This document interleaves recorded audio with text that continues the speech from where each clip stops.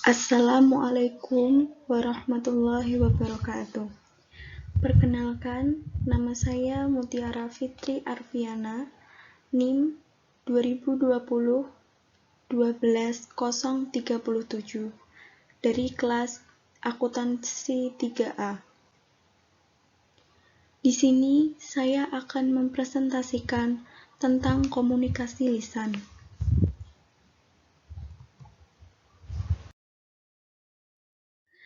Sebelum kita masuk ke komunikasi lisan, ada baiknya kita mengetahui apa sih itu bahasa.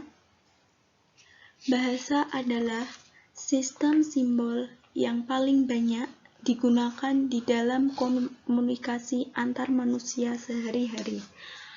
Oleh karena itu, keterampilan komunikasi lisan seperti berbicara dan mendengarkan dan komunikasi tulisan meliputi menulis dan membaca sangat penting.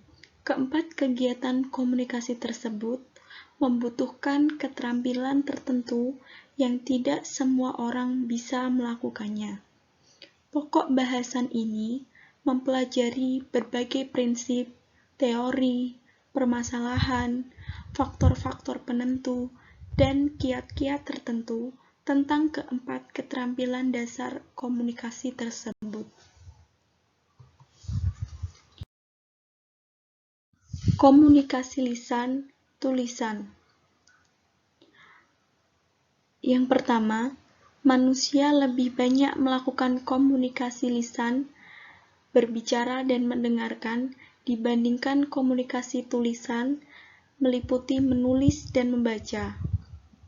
Yang kedua, komunikasi menyampaikan lebih membangkitkan dibandingkan dengan menerima.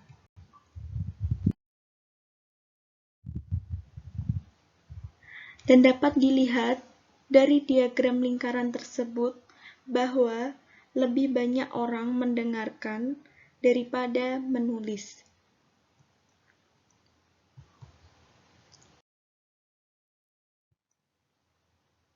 Komunikasi lisan yaitu proses penyampaian pesan dengan cara mengucapkan kata-kata melalui suatu medium langsung kepada penerima, seperti saat orang bercakap-cakap secara tatap muka atau melalui media seperti telepon dan sebagainya.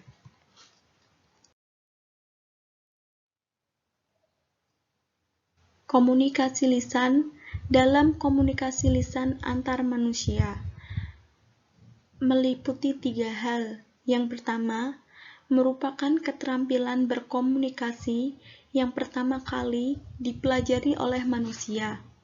Yang kedua, merupakan era paling awal komunikasi antar manusia setelah era isyarat dan lambang. Dan yang terakhir yaitu sangat berperan dalam kehidupan manusia sejak masa tradisi retorika di Yunani hingga masa pemanfaatan bagi kampanye politik, era Hitler, Mussolini, dan sebagainya. Berbicara efektif. Berbicara efektif, pembicaraan harus dapat didengar dan dipahami dengan baik dan benar. Maknanya, oleh penerima melatih berbicara sering sulit karena manusia tidak memiliki alat khusus untuk berbicara yang bisa dilatih secara fisik. Kata-kata yang dilontarkan langsung hilang di udara. Jenis-jenis berbicara efektif ada 5. Yang pertama, berdasarkan situasi. Yang kedua, berdasarkan tujuan. Yang ketiga, berdasarkan jumlah penyimak. Yang keempat, berdasarkan peristiwa khusus. Dan yang terakhir yaitu berdasarkan metode penyampaian.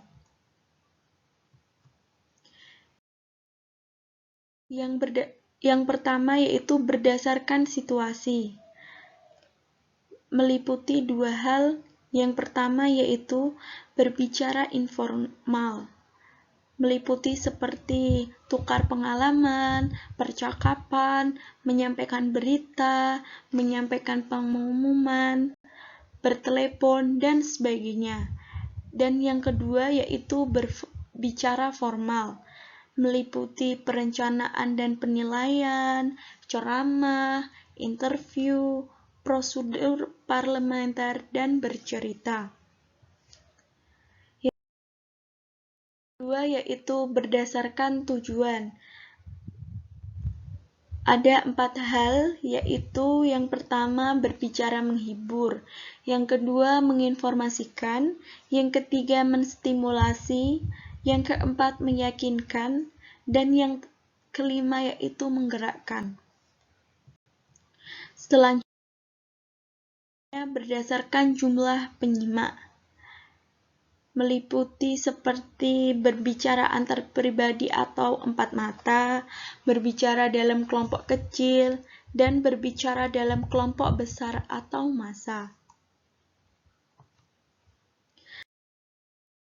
Selanjutnya yaitu berdasarkan peristiwa khusus, meliputi pidato presentasi, penyambutan, pidato perpisahan, dan berisi kata-kata perpisahan. Yang keempat yaitu berdasarkan metode penyampaian. Ada 4 poin di sini. Yang pertama yaitu penyampaian secara mendadak atau impromptu, yaitu tanpa rencana harus berbicara di depan suatu forum, mungkin karena menggantikan pembicara yang tidak datang atau karena alasan lain. Yang kedua yaitu penyampaian berdasarkan catatan kecil. Yang ketiga, penyampaian berdasarkan hafalan, seperti ada naskah, tapi sudah dihafalkan sehingga pada saat berbicara tidak membacanya. Dan yang keempat, penyampaian berdasarkan naskah, yaitu berbicara dengan cara membacakan naskah yang dibawa. Dan yang terakhir yaitu mengembangkan keterampilan. Berbicara memerlukan keterampilan khusus, perlu latihan, terutama mengkode materi ke dalam kata-kata lisan, menyampaikan dengan benar dan sesuai, mengembangkan empati terhadap pendengar. Teknik berbicara efektif. Yang pertama, bahasa efektif, tata bahasa benar, kosakata variasi. Yang kedua, materi jelas, sesuai, dikenal, minat, tersosiasikan. Dan yang ketiga yaitu cara atau gaya bicara, meliputi pengucapan, penampilan, gerak-gerik. Yang keempat, penampilan berbicara, meliputi seperti postur tubuh, pakaian, dan perhiasan, gerak-gerik. Dan yang kelima, hubungan dengan pendengar, meliputi seperti mengenal, melibatkan, tidak mendominasi, menghargai, dan sebagainya. Dan yang terakhir yaitu suasana pembicaraan, seperti membangun keakraban, sesuai tujuan, dan sesuai lingkungan. Mendengarkan melibatkan 4 unsur, menurut Tubbs dan Moss, 1997. 1. Mendengar. Penerimaan rangsangan pendengaran atau aura stimuli. 2.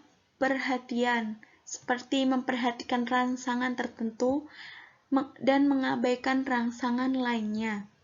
3. Memahami, seperti pemberian makna pada yang didengar.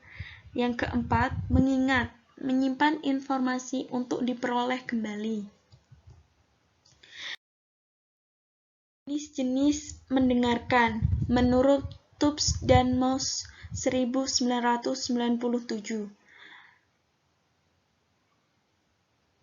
Yang pertama, mendengarkan yang menyenangkan atau pleasurable listening, yaitu ketika bercakap-cakap, bercanda, mendengarkan hiburan di radio dan TV, dan sebagainya.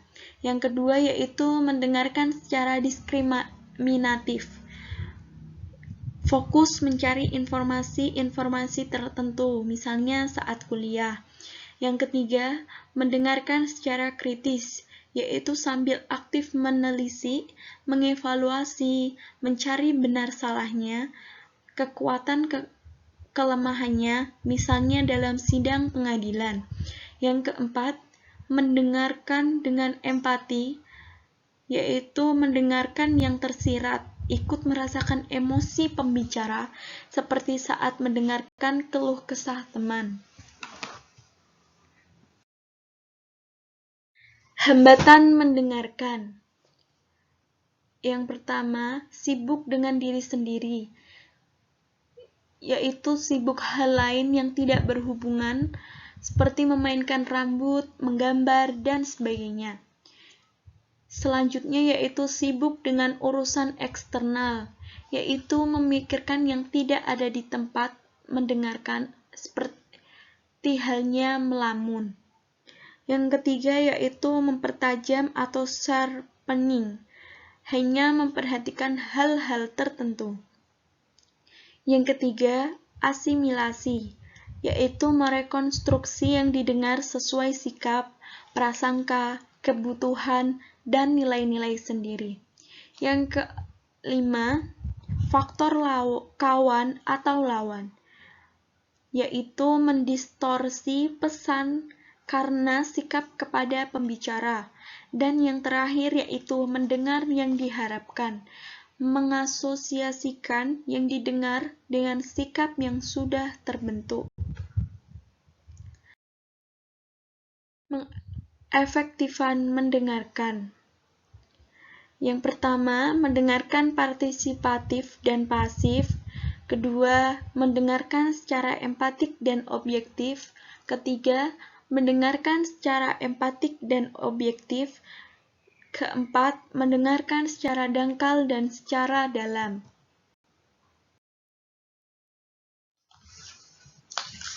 Terima kasih. Sekian presentasi dari saya. Mohon maaf bila ada salah kata atau pengucapan kata yang tidak sesuai. Wassalamualaikum warahmatullahi wabarakatuh.